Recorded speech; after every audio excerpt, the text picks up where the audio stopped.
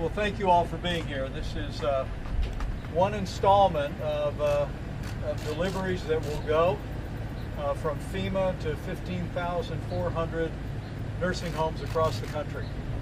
And the President wanted me to be here today to help deliver these gowns and gloves and supplies, and it's the first of two installments that will be delivered literally around the country.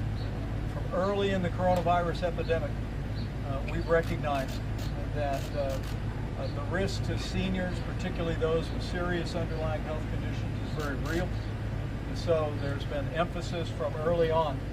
The Center for Medicaid and Medicare Services, working with great providers here like the Woodbine Nursing Home, to make sure that we're working hard to create an environment that is healthy and safe.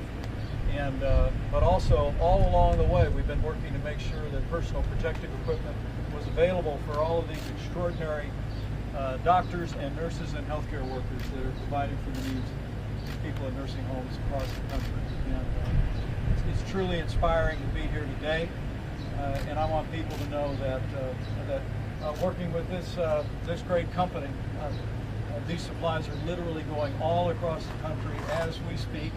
And they're going to be supplementing the personal protective equipment that's been provided over the last several months to nursing homes and to nurses and to healthcare providers all across the country. And with that, I'd be happy to have the CEO maybe share a word, and then Admiral P will tell you a little bit about what we're delivering. Sure. Well, on behalf of Woodbine, I want to thank the Vice President for joining us today, and thank the President, Vice President, Madam Verma, for being here today, but not only being here today, I think working early on, recognizing the challenges that we've had as a nursing home, as a sector. They've been so supportive and realizing the challenges and the fact that we brought these supplies, which early on were tough to get, but identifying the need as a source of not only recognition for the staff that's here, but it's really a show of support for the staff who need it, working day in, day out, taking care of all the residents that we take care of. So thank you, Vice President. Thank you, Madam, for everything you do. And Admiral, really appreciate everything you've done. I think you guys have been great. And we look forward to continuing to take care of our residents and appreciate all the support. Thank you for your leadership. And Donna, thank you. Donna's the administrator here at Woodbine and also a nurse. Right. I'm looking forward to addressing the team here. It's yesterday was National Nurses Day, and to be able to think of the role our nurses have played during this time in the life of our nation is inspiring, not just providing healthcare services, but really filling in for missing family as people face the necessary isolation to protect them from the coronavirus. Thank you for you. Thank you for your team here. Thank you. We have a fabulous team inside, and they work hard every day. Not just during the coronavirus, but they have well-deserved praise for everything that they've been doing, and we appreciate and are honored that you come here today. Thank you. I'm looking forward to speaking to Yes, all of you. absolutely. Admiral Polachek, you might just share with, this is just one installment of the boxes that are going to 15,400 nursing homes around America this week. You might share folks what help is on the way. So this is the first shipment of more than 15,400 nursing homes. This is a small piece of the 63 million pairs of gloves, 14 million masks, 13 million gowns, and approximately a little over a million pieces of eye protection. That's going to go out between now and the end of June in two waves. The first wave, 7 days worth of supply, which is what you see here, and then a second wave, another 7 days of supply. First wave in May, second wave in June, delivered directly to the door of every 15,400 plus nursing homes. Outstanding. Simi, do you want to share maybe a little bit? I would tell you that from early on, President Trump made it clear that our seniors were to be a priority, a focus of the work of the Coronavirus Task Force. We raised the standards for infectious disease compliance at nursing homes around the country stepped up. We've seen states around the country literally use their National Guard to clean nursing homes, and all of our inspectors around America now that visit nursing homes have exclusively focused on making sure that our nursing homes have been adhering to those increased guidelines for protecting against disease. But Sure. you might talk a little bit about the ongoing effort that we've been making to protect our seniors during this time. Well, that's exactly it. From the very beginning, we've been trying to put out latest science and information to our nursing homes so that they can take the appropriate steps to make sure that patients are safe. We know that this is an extraordinarily difficult time for patients and their families. Our hearts and minds are with them. And I think today's effort really speaks to the whole of government approach, and really appreciate the President's leadership and the Vice President around the task force. You know, normally I wouldn't talk to the Admiral. We both in government, but CMS doesn't always talk to the military. But because of this whole of government approach, we've been talking to nursing homes every week, sometimes every day, to hear about their challenges on the front lines. And because of that, because of the task force, I was able to talk to the Admiral. And FEMA's just done an incredible job trying to be supportive of the nursing homes. So we continue our efforts to work with nursing homes and governors. As the Vice President said, we're seeing great action across the country, whether it's cleaning nursing homes, doing more testing. And we've also, the President has announced that we're going to have a commission on nursing homes to continue identifying best practices and how we can keep residents safe. And as states are moving into reopening around the country, you'll recall the guidelines for opening up America contemplate the kind of testing that would make it possible for us to routinely test people in nursing homes and in long-term care. We're deploying those resources now, and we couldn't be more grateful that governors around the country are putting a priority on our seniors with serious underlying health conditions, and all of those in long-term care. It is a testament to the love of the American people, for our moms and dads, for our grandmothers and grandparents. But I can tell you, I think the American people also feel a great deal of gratitude and admiration for these extraordinary healthcare workers who I want to say again are not just providing the kind of care that any one of us would want a family member to have, but oftentimes our nurses and healthcare workers are filling in for family that can't be there during this time of the coronavirus epidemic. It's a double burden, but our doctors and nurses have met that moment, and we couldn't be more proud or more grateful for the work you've done here and the work it represents around the country. So I'm going to take a minute to address the nurses, and Could we ask a couple questions? and then I'll come right back to you. Okay? That'll be great.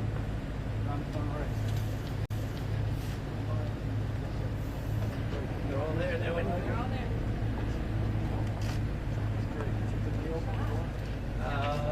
They have it on speakerphone. Right there. Yeah. Perhaps.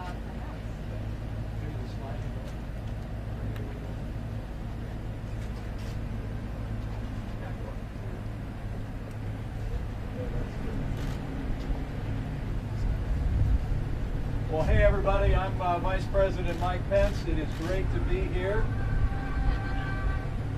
Great to be here at the Woodbine Rehabilitation and Healthcare Center. On behalf of your president, on behalf of all of us on the White House Coronavirus Task Force, and really, frankly, on behalf of a grateful nation, it's my great privilege to be here today to help deliver some additional personal protective equipment.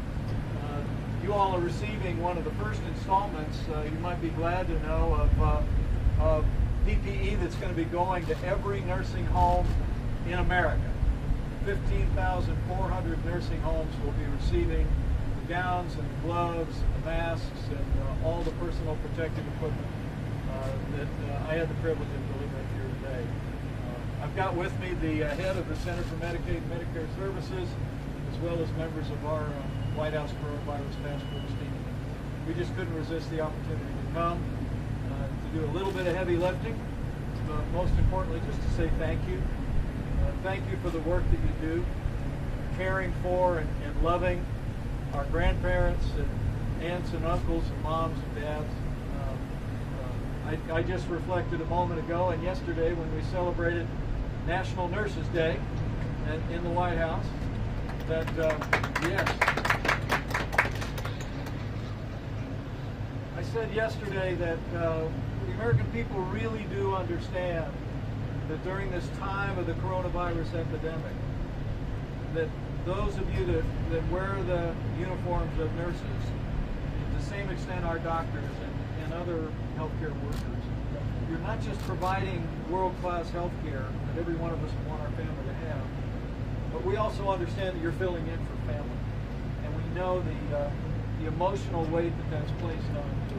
But to see the way all of you here at Woodbine and all of you in nursing homes around the country have stepped up is truly inspiring.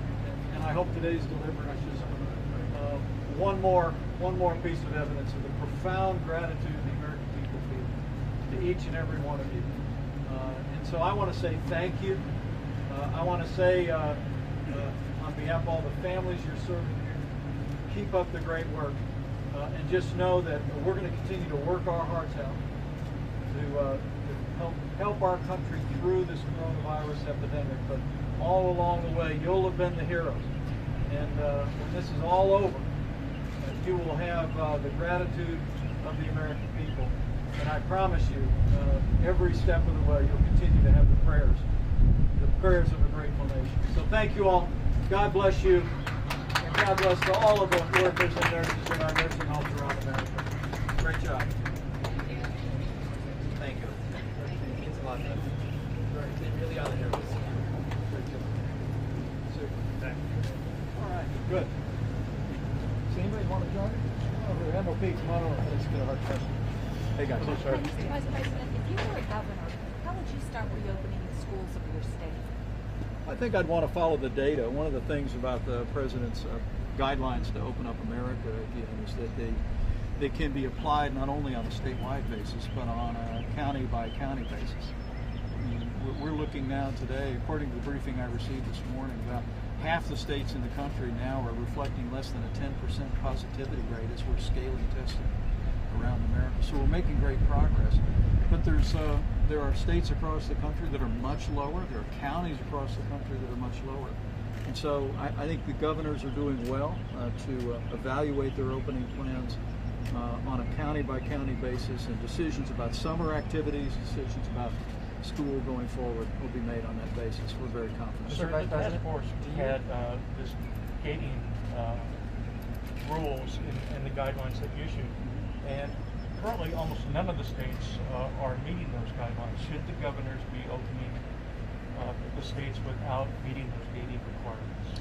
Well, what the president directed our task force to do is really to create guidance for states around the country using the best recommendations of our scientific team. And by my lights, it appears to me that states are taking a phased approach. They're following the data, they're following the science, and they're implementing the kind of testing and resource assessment that is contemplated in the president's guidelines to open up America again. In phase one, we're seeing states across the country scaling testing at an enormous rate. We're nearly at 7.5 million tests that have been done already. But remember, in phase one, we recommend that you're able to test people that have symptoms, test people they came into contact with, and deploy resources to places like this nursing home, in nursing home and long-term care facilities around the country, so that we can watch those that are particularly vulnerable and catch outbreaks that may occur. But didn't those guidelines say you should not move to phase one unless you meet the gating requirements? No, there was all recommendations, and in the phased approach, what we called for was either 14 days of declining cases or 14 days of influenza-like symptoms in decline. And but we're very confident governors are moving in a responsible way. And again, we're seeing great progress across the country. What the American people have done over the last 2 months has saved lives. It has slowed the spread. It has preserved the resources of our healthcare system, just as it was intended to do. And in state after state across the country, we literally have seen either stabilization or even a downward trend in cases, even as states are scaling up testing at a very dramatic rate. So we have great confidence the governors are proceeding. They're taking the guidance from the federal level, They're applying it to their unique circumstances in their states. Mr. One Vice last one, President, guys. Mr. Vice President, are you confident in the way that coronavirus fatalities are recorded? There are reports that the president thinks the number of deaths might actually be much lower. I think the president said we have confidence in the numbers. I think we have some skepticism about some of the international numbers that have been released, particularly with regard to China. But I can tell you in the days that ahead, we're going to continue to work with CDC, with states around the country to ensure that we're gathering the right information so that policymakers at the state level, local level, national level can make the best informed decisions. But we're very confident about the numbers that we're seeing today. And let me say, we grieve the loss of every American life. It's the National Day of Prayer today. And I know that millions of Americans are going to pause and remember to pray for the comfort of the more than 70,000 families that have lost loved ones in the midst of the coronavirus. And I know they'll also be praying for people that are struggling with the serious consequences of the coronavirus today. And in the midst of all of that, I know they'll be praying for all these incredible healthcare workers who come in every day and don't just do their job with long hours, but they also fill in for families and made every American proud. So we'll be praying for all of them on this National Day of Prayer. Appreciate you all being here. All right, Mr. Vice thanks, President, guys. just real quickly.